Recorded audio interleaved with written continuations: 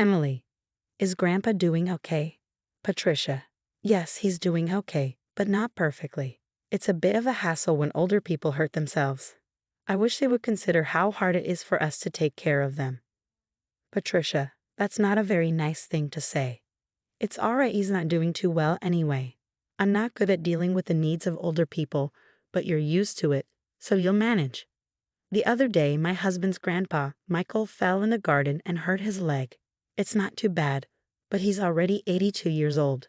Because of his age, we're making sure he stays in bed to avoid making it worse. My mother-in-law won't even go near him, let alone help take care of him. I'm Emily, 30 years old. I got married 3 years ago and live with my husband Daniel's family. My husband used to be my boss at the company where I worked, a company started by his grandpa.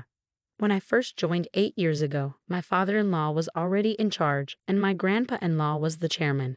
But back then, the grandpa still handled all the big tasks and jobs in the company. 2 years ago, when Grandpa turned 80, he stayed as chairman but gave most of his public duties to my father-in-law. Michael, you've put in a lot of work over the years. Let Christopher handle the company stuff now and take it easy, my mother-in-law said with a smile. But to me, her words sounded kind of sarcastic. Grandpa-in-law can be stubborn, but he's known for being fair and kind.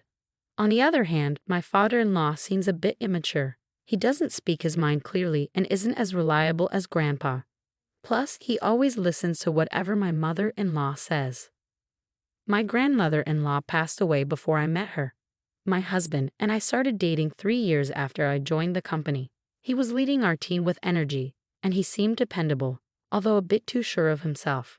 Maybe I felt that way because I lost my dad early and grew up with just my mom. She passed away from illness 2 years ago, so now my in-laws are all I have left in terms of family.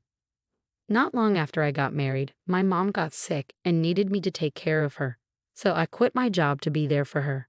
My husband's family didn't mind, and it might be because of one thing Grandpa said. It's only right to care for the mother who raised you alone. Don't worry, just take good care of her. Because of that, I could stay with my mom every day for a year without worrying about money until she passed away. My mother-in-law seemed a bit unhappy, but I was really thankful. But ever since Grandpa handed over the company to my father-in-law, things have been changing. People don't listen to Grandpa's ideas as much anymore, and I feel like they're not treating him with the same respect. At first, I thought it was just me imagining things, but seeing how my mother-in-law and husband act, it feels real. My father-in-law doesn't seem to care much, and it's like he's ignoring Grandpa now that he's basically retired. Seeing how my in-laws behave, I can't help but feel angry. Hey, Patricia, and you too, don't you think you're being a bit distant towards Grandpa? What's the problem? Grandpa tries to talk to you, and you barely answer him. You don't even try to help him out. I don't have time to deal with old people. You can take care of Grandpa. You're the one who's free. There's no need to speak like that. I'm tired from work. Don't bother me with trivial stuff. This is how it always is. No one listens to what I say, and my grandpa-in-law doesn't speak up to his family about it. Now I'm the only one who talks to him at home. Grandpa, it's a nice day today. How about we take a short walk outside? Your leg seems to be getting better, and it might be good for your recovery. Thanks. Let's go out for a bit then. We walked to the park together. Many families were there and children were playing happily. My grandfather-in-law watched them with a smile. Christopher and Daniel, just like those kids. Grandpa, I was so busy with work that I couldn't spend much time with the boys. Maybe that's why I feel like I didn't raise Christopher and Daniel properly, my grandfather-in-law said, sounding a bit sad, almost as if he was speaking to himself. Christopher is my father-in-law, and Daniel is my husband. I think about how we can all be kinder to my grandfather-in-law, but I can't think of a good solution. Then my in-laws suggested building a new house for him. This house is more than 50 years old, right? It's poorly laid out and hard to use. Instead of spending money on repairs, it would be better to build a new house in a more convenient location. A new house. Michael is getting older, and while it's good he only got hurt last time, we never know what might happen in the future. So let's make the new house accessible for him, so we won't have trouble if he needs care. That makes sense. We can even put Michael's room in the middle so everyone can easily look after him. Yeah, that sounds like a good plan. All right, it's settled then. And Michael, regarding the expenses. If it's a house for all of us, I'll cover it. Talk to Mr. Jones about the finances. Classic Michael, thank you. We really appreciate it, my mother-in-law said with a happy smile. It seems like they only praise him when they need money. But if everyone takes care of my grandfather-in-law after we move to the new house, I thought there couldn't be anything better. Mr. Jones is the company's legal advisor and also manages my grandfather-in-law's personal finances. My grandfather-in-law likes his honesty and has kept him around for almost 30 years. He's 58 now and the person my grandfather-in-law trusts the most. I've met him a few times and he seems really trustworthy. He's always concerned about my grandfather-in-law's health, and sometimes I feel like he cares for him more like a son than his real sons do. Knowing there are people like him around my grandfather-in-law gives me some comfort. I didn't know exactly what kind of house they were building or where it was going to be, but my mother-in-law seemed really happy, and the three of them were looking at interior design magazines and discussing things, so it seemed like everything was going well. Then something unexpected happened.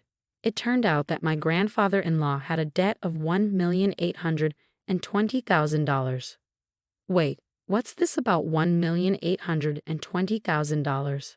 My grandfather-in-law had co-signed a loan for a friend's company, but that company ran into trouble, and now the debt fell on my grandfather-in-law.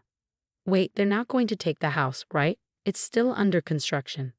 Since the contract is already done, and like Patricia said, it's in the president's name, so it's okay, my mother-in-law said with relief.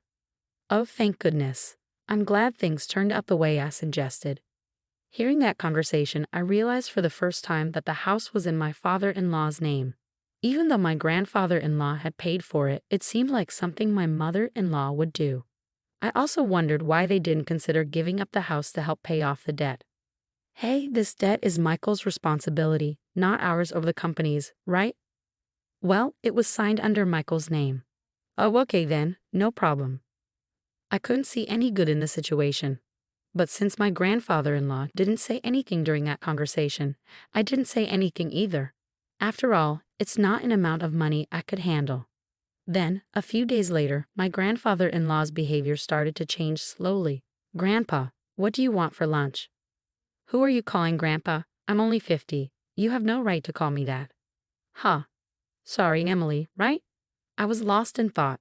At first, I thought he was just lost in his thoughts. But when it kept happening, I started to feel worried. Patricia, where's my food? What are you doing? Grandpa, I'm Emily. Patricia is your daughter-in-law. You already ate your meal. I didn't eat. Are you trying to starve me? I started to wonder if my grandfather-in-law's behavior change was triggered by the huge debt, and maybe the fact that none of his family members were trying to help him made it even harder for him. What could I do to help him? I tried to take him to the hospital, but he refused to go. Perhaps he didn't want to admit that he might have dementia. I didn't want to push him, but I felt powerless on my own.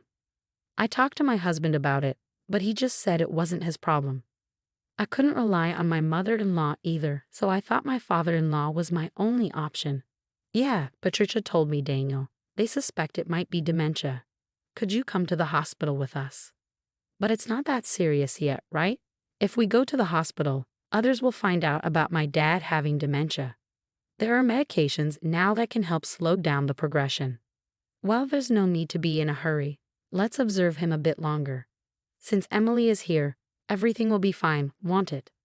I couldn't shake the feeling of how unreliable these people were. I couldn't rely on them. Grandpa, let's go to the hospital. Let's get you checked out properly. Who are you?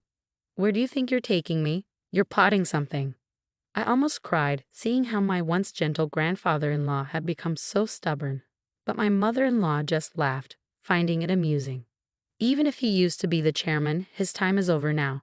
Everything, even the company, belongs to Christopher. Patricia, Grandpa isn't completely out of it. He can hear everything. He'll forget everything soon.